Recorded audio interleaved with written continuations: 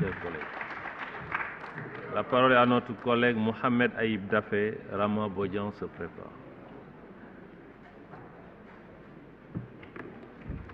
Assalamu alaikum Sénégal, assalamu alaikum Badiou, mbal be kontonna, mbal tentula mbal djela, mbe région de Sédhiou kontonna, mbe Alfal kontonna, mbe Moussol kontonna, mbe Fondinkel kontonna, mbal tentula mbal djela.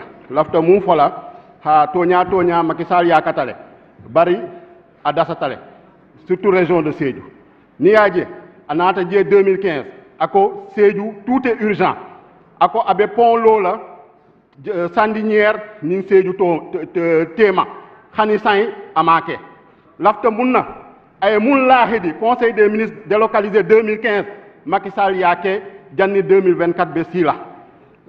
Monsieur le Premier ministre maa ngi lay nuyu lu ma bëggoon xam rek mooy suñu régime bi nga xam ne régime hyper présidentialiste la ban place le Premier ministre war a am ban visibilité nga war a am parce que depuis bu ñu la nommé kenn déggagu la dafa mel ni Macky Sall soxlawul Premier ministre puisque gis nañu tey Macky Sall nu muy doxalee dafa mel ni mooy grossiste mooy demi grossiste mooy détaillant dafa mel ni mooy chauffeur mooy receveur mooy contrôleur donc gis nañ ko sax muy naan Sénégal benn association de maires la si moo fi war a am lu si yoonam liberté d'association, libre administration des collectivités territoriales. Constitution moo ko maye. Monsieur le Premier ministre lu mu ci bëggoon yokk mooy jëm ci Sénégal IDH faible 170e sur 190 classement Nations Unies programme des Nations Unies pour le développement.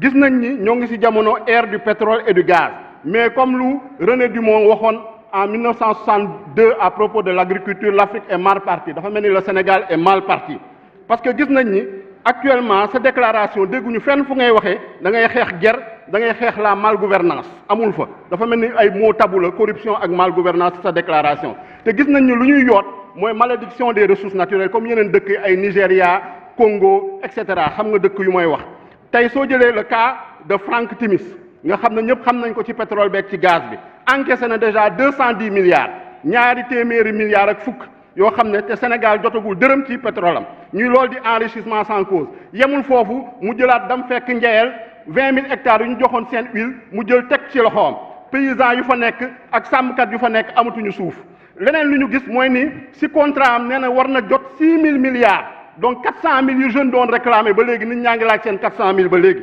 monsieur le Premier ministre Franck Timis boobu ay enquête ñoo ngi ko topp FBI moo ngi ko topp département de la justice américaine moo ngi ko topp justice fédérale suisse moo ngi ko topp justice britannique nañ ko topp bëgg nañ vraiment seen liggéey vraiment ngeen jiital ci transparence ngeen jiital ci rigueur ngeen jiital ci patriotisme parce que loolu lay tax Sénégal jëm kanam Badiou Mbandinkool mbal tentula mbal kontonna mbal jeyla mbe Casamance mbe Sénégal be kontonna mba Douala Cairo nin yirwa ala baraka.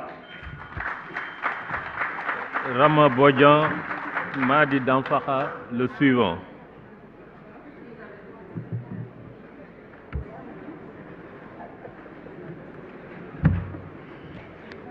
Merci Président, salam alaikum.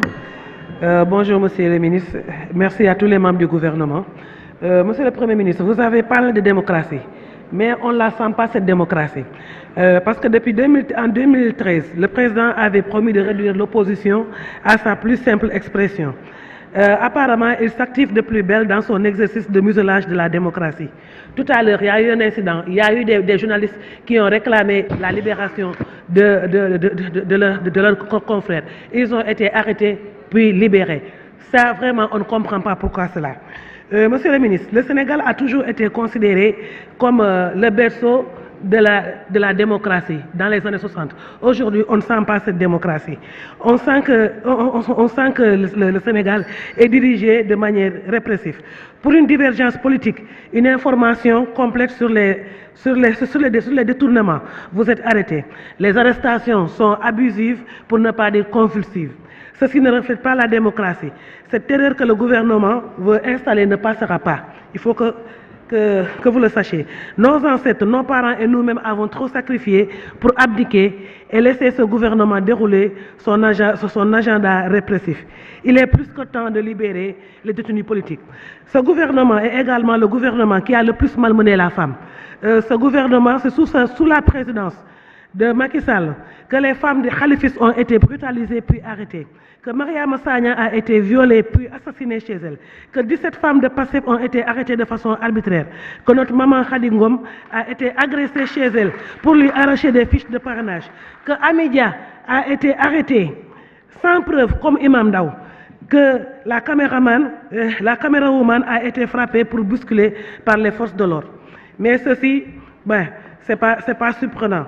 Parce que on s'est rendu compte que la femme a été instrumentalisée.